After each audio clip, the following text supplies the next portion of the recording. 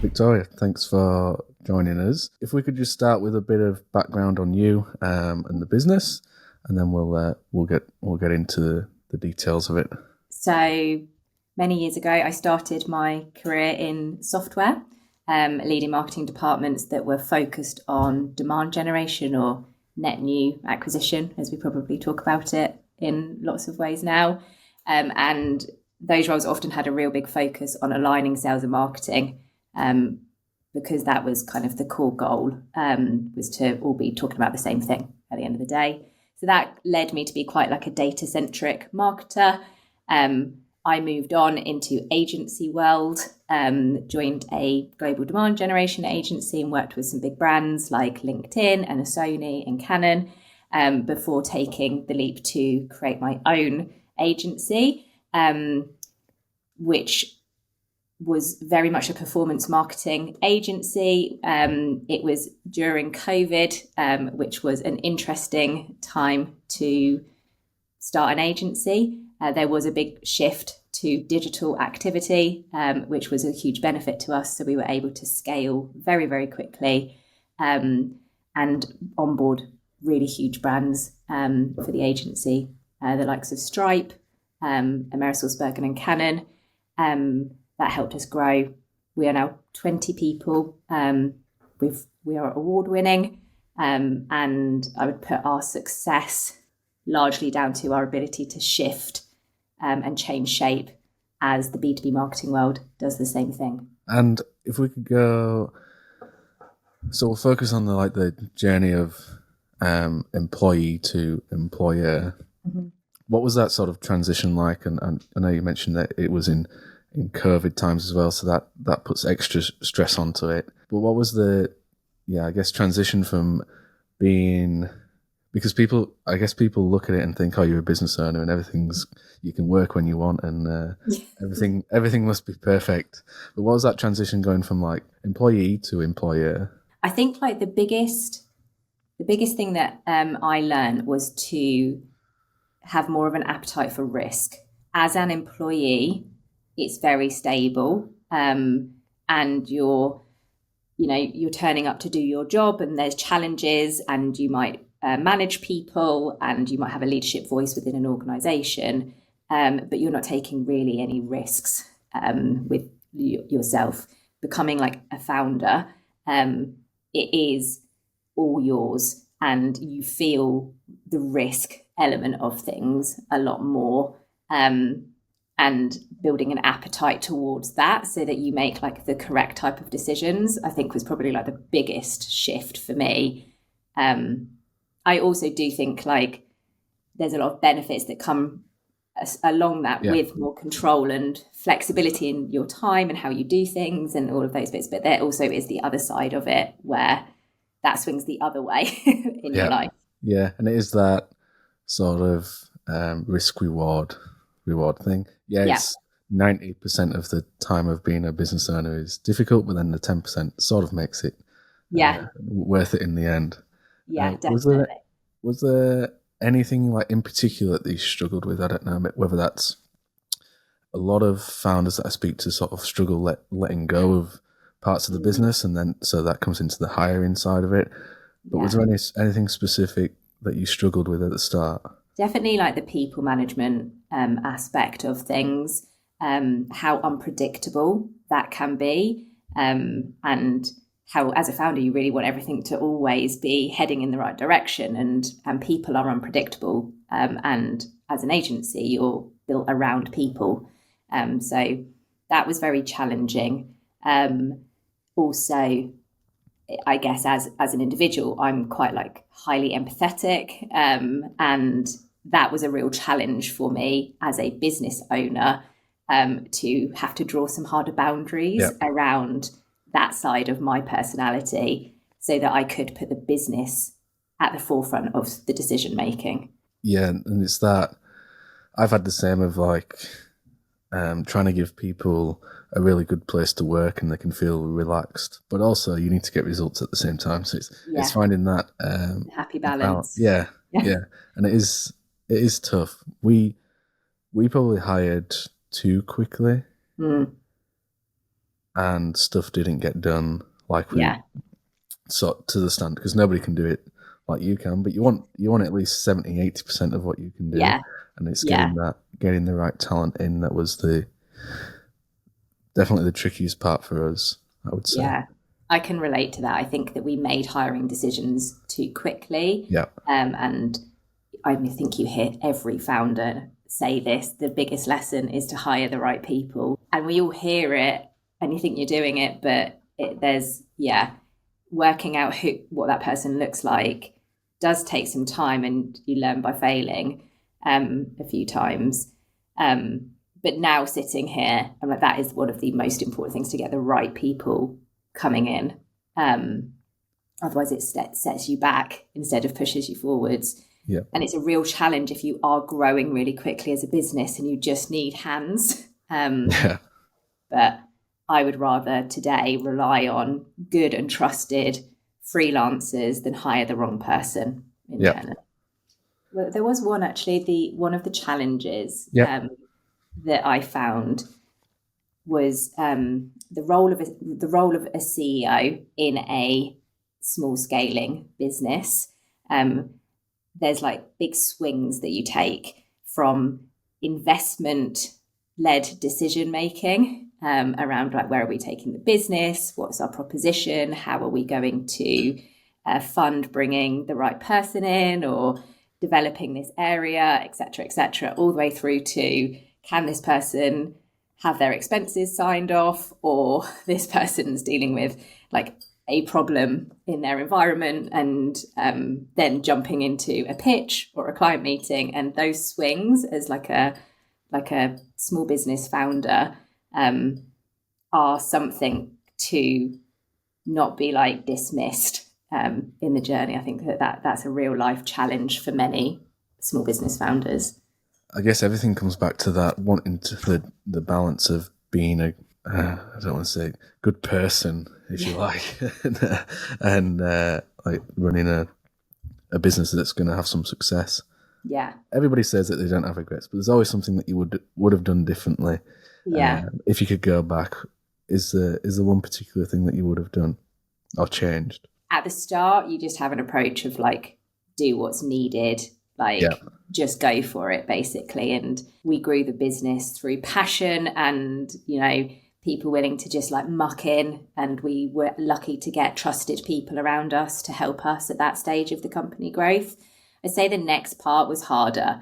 That point where you're a more stable business and you're bringing employees in, and then you need to think about so many other things around it. And then you start thinking of the structure of the business and how that supports your growth. And I'd say that's where we made mistakes. And we were led very much by people first mentality at that point, I think, because that was really important to us, because we've just been through that like passion, everybody gets stuck in, and now what do we do to make sure that this is a good environment for them to work in? But actually we probably then grew the wrong structure. We lost some of the value that we held, especially as we got bigger, and as founders we were not able to be as involved in everything, but we were still very young and people were still buying into us as founders at that point. So like going back and looking at like what were really the most important things in an agency world, it really was, what are our clients buying? And then how do we make sure we set something up that really focuses on that? And that might not make everybody the happiest person, but it will definitely make us employ the right people and put the right structure in place. And then everything else becomes easier because you're not firefighting after that point.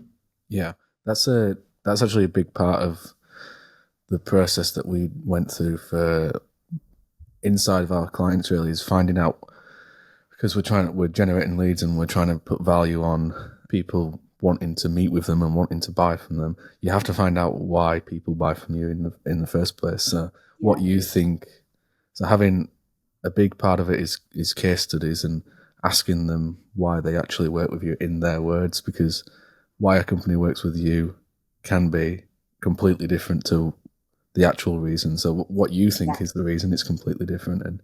And I was actually speaking to a friend of mine the other day, and they were they were helping clients with a part of the service, but it was just like a nice to have for them.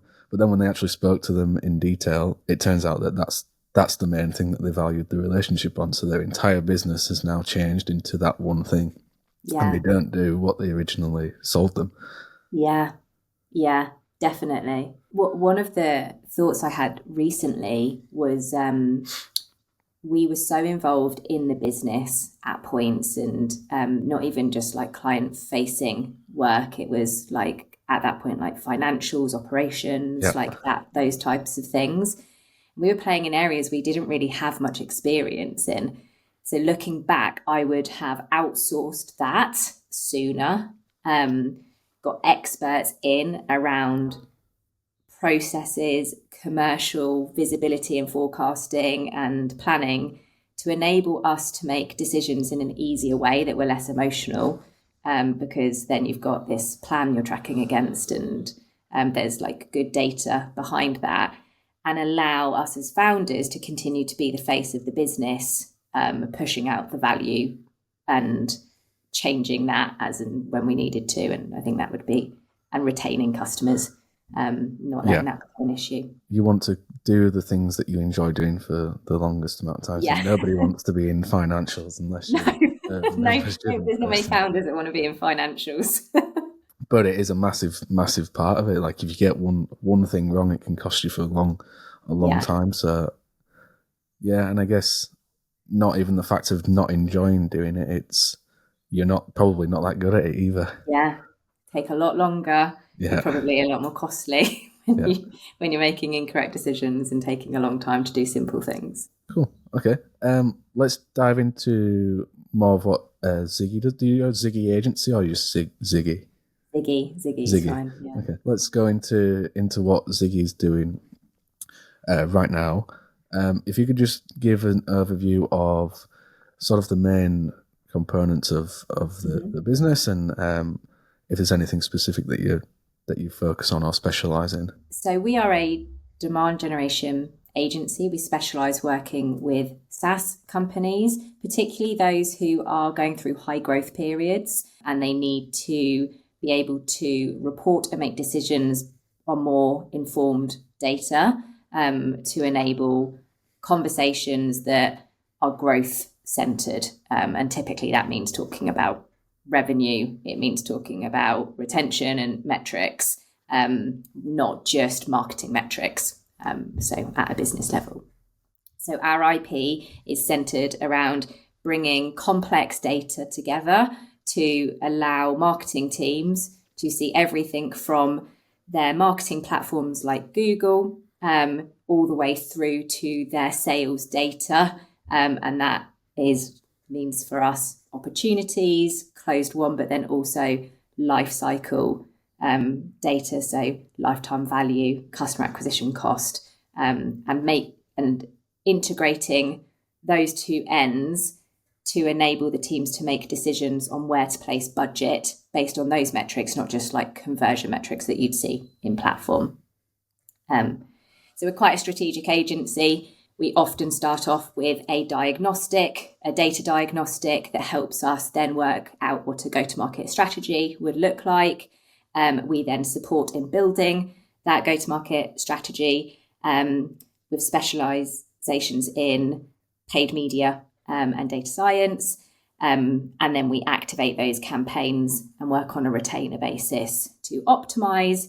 And we enter contracts that are performance focused, so that we're tracking towards those types of revenue goals that I mentioned earlier. Is there usually one common thing that a company comes to you for, or like an issue that they're going through, or is it that they know they need some sort of part of your service and they don't know what it is? Which sort of side are people mostly at? So I say like the most common reason that we would be approached is that companies have got a carrot being dangled in front of them of possibly accessing more budget, or that they're getting pressure on not hitting their KPIs. They've probably got to a certain level of success tried lots of different things, but the problem is really that they don't know what's really working. And that answer lies in that complex data in the background. And that what they're trying to do is unlock scale. And that's where we come in to really support unlock that scale through different levers, such as stabilizing things like cost per opportunity can then enable you to push more budget in and see some scale versus just pushing budget into the same things that you have been working to date so far. Is there like a set process that you can go through that identifies like which parts need fixing and which parts need optimizing, or is it just a case of getting all of their data in and then like it's a real deep dive into everything? Yeah, I mean, in a simplified way, we would get like API access to their CRM system and then access to their paid media platforms. In the background, we have like a data function that ties all of that together and starts to unlock those insights through like a diagnostic process. We also create dashboards in that process that then visualize that data and enables the teams to regularly use it. I guess usually you're involved with the marketing teams, or is there other parts of the business that you fall into as well? Depends on the size of the business. Typically, we're dealing with like the marketing teams at a strategic level. We're normally brought in as well. So we're normally brought in by the like director or VP or CMO who have been given that big challenge to solve. So we're not really brought in at an execution level. That's what makes us different to other like paid media agencies. In some companies, we are also dealing with the board and we are having board level conversations where they're particularly looking to scale investment in paid media. I said before that like the name that sticks out on the website is Canon, and like people from the outside sort of see them as a B2C company, but I know that you take care of the B2B side of it, so really interested to hear about how that works and what they brought you in for and what that work in general just looks like on the B2B side. Yeah, we work solely on the B2B marketing within the Canon Europe team. So we run their demand generation paid media campaigns across a specific set of business units and across 14 countries. The reason that we were brought in was to really start to initiate and scale paid media activity. And the only way that was going to happen within Canon was through tracking metrics from opportunity onwards to really show the ROI of that activity. There is a big challenge in the market space. It's very competitive. There's a lot of big names and big players in the print space. The market is challenging because of like lots of external factors. So a really key piece of our work was a big strategic piece that included market research and insights, a big data diagnostic to then inform a strategy that tackled multiple journeys, multiple platforms, and really the ability to track all of that against sales metrics, ultimately. I guess when you've got like that diagnostics and then plan, what is the ongoing work that happens? Is it just constant optimizing it? Yeah, so we have a big team in place that support the Canon marketing team. We split our team to focus on different business units. They are building campaigns, but mainly optimizing campaigns towards a forecast that we create that is showing improvement, not just like quarter on quarter, but year on year. So there are regular monthly performance meetings at a very senior level to showcase what the investment is returning. And then there are bigger quarterly meetings that also wrap into annual meetings to consistently review the data and the performance of that activity and starting to integrate that into wider business conversations within Canon as well. But the nuts and bolts of it is in paid media platforms optimizing to sales-led metrics. This is just a general question, is there B2B, does it go outside of print?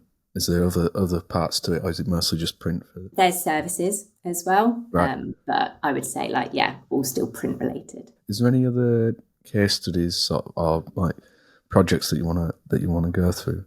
I think one very interesting case study was with one of our scale up company clients called Work Easy. We ran a big data diagnostic, and this is a US based company. We ran a big data diagnostic for them, and we uncovered that where we were placing a lot of our investment, because they were the target market, looked great from a revenue perspective. It made complete sense that we were pushing money in, and there was lots of closed-won opportunities coming out the back of it. On a further piece of analysis, what we uncovered was that a lot of those closed-won deals were then leaving 12 months later, which for a SaaS company is not great. So we then looked into what lifetime value and customer acquisition cost type of metrics, and identified a different target market that was much more expensive to acquire in the first place, and the volumes were not as high. But once they actually closed, they were then long-term customers that ultimately would provide a higher return on investment of that initial piece. That was very, very interesting, and obviously completely shifted the budget placement from a paid media perspective, and completely shifted what we're tracking against, and how we're viewing things. There is still a place for the other activity, and there's even still a place for scaling in other ways, and different metrics that aren't as deep as those. But that was quite a unique experience to go through. Yeah, that is interesting. How do you get the, I guess, instead of thinking, how can we retain this target market for a longer period? What's the decision making behind going down that route and going down the route of completely shifting to a different target market? I think that this is where you start to have board level conversations, instead of just marketing conversations. So a total business buy-in to a piece of activity is what shifts the direction of then what you do, because it becomes much more about investment and return versus just more of a straightforward funnel that most people would look at. What changes have you seen in B2B sort of the last 5 years, and then also going into the next 5 years? Obviously, the introduction of AI is going to be massive. How has it changed, and then what are you seeing or predicting for the next period? Yeah, so there's obviously a lot of discussion at the moment around what's coming next. When we look back at the last 5 years, there's been a significant amount of change in what is a relatively short period of time, based on, if you look at totally what's happened in marketing, the last 5 years have had a lot of change. What's common throughout those last 5 years is that B2B marketing has always been talking about efficiency problems, and trying to solve those. So when we look back to 2020, goal setting was probably the challenge. There was lots of misaligned goals. There was still that sales and marketing alignment challenge.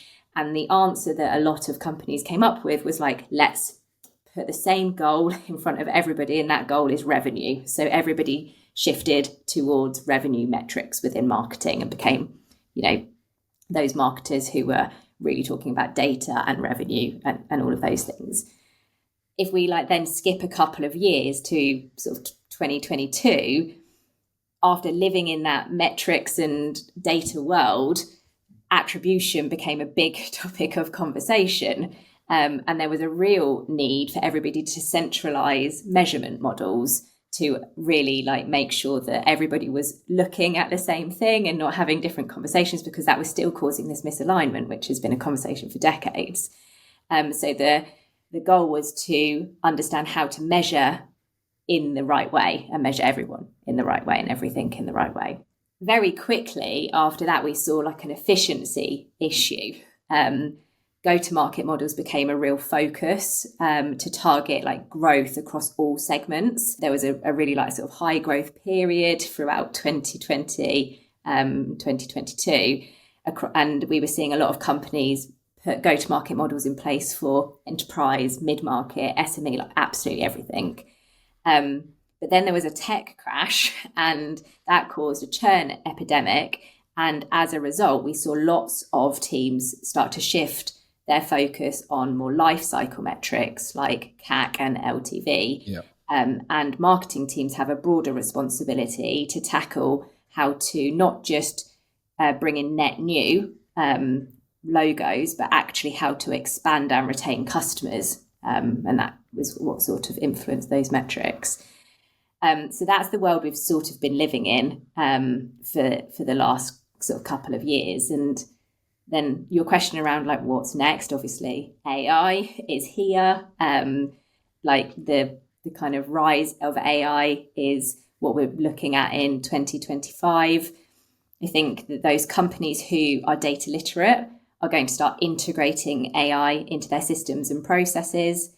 As a result of that, they are going to start to replace low creative work with AI processes instead of scaling headcount, because that's going to allow them to grow and scale without the same growth and scale of team costs, and also with a lesser reliance on inefficient human processes within that.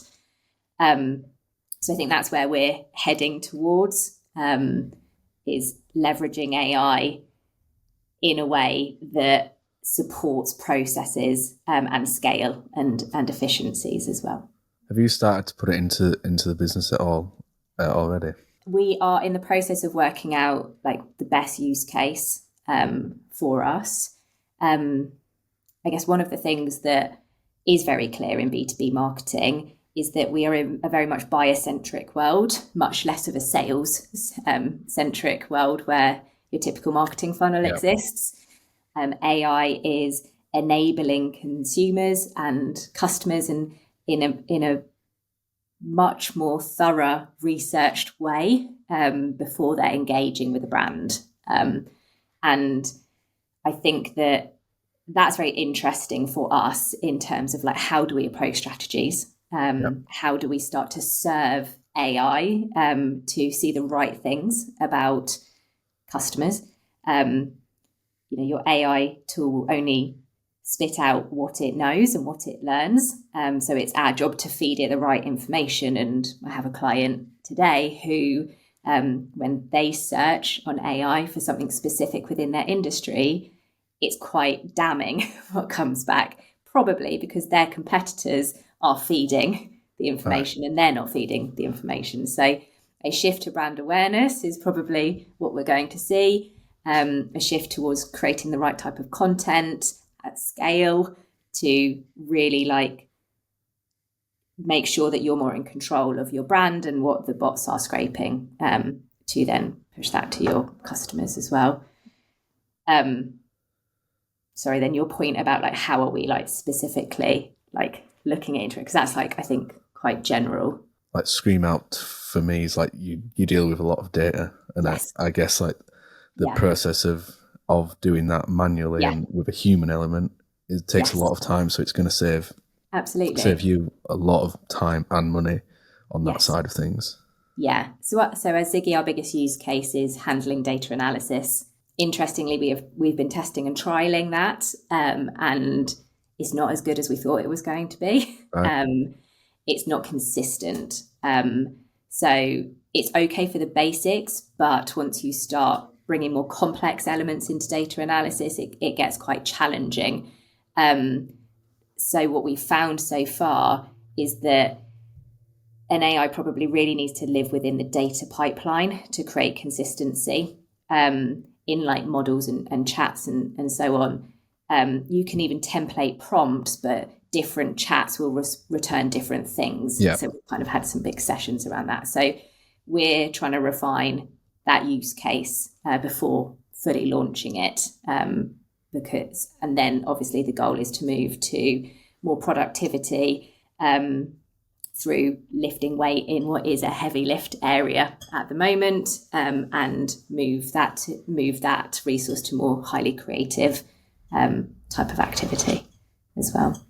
Like, I think the general approach for everybody when they're looking at AI is this kind of like matrix of creativity versus like time intensity and physical effort. Yeah. Anything that's like low creativity and low physical effort, like you might even look at like contract writing, social posts, copywriting type stuff is like a no-brainer. Yeah.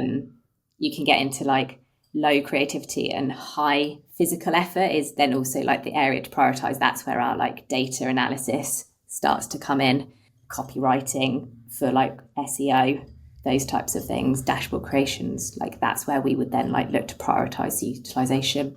Yeah. So that we're then left with the more highly creative stuff that's where humanization is important. Yep. Yeah, it's gonna be very interesting if we were sat here in a year's time to see what you've got in the business and what it looks like. But it definitely is an exciting time. We go back to sort of the start of conversation of the hiring is like the most difficult part of it, and soon that is like most of it is going to be not needed really. Yeah, well, I think there's going to be an absolutely huge surge of businesses scaling without scaling headcount. Yeah, definitely. Thank you for coming on, Victoria. If people like the sound of what you do and wanted to reach out to you, where can they find you and what do they need to do? Yeah, head over to ziggy.agency. You'll find more about us as a brand and the people that we're working with and their stories of what they've achieved through working with Ziggy. Or you can find me on LinkedIn. Awesome. And we'll include all of your links in descriptions so that people can access through there as well. Cool. Thanks. All right.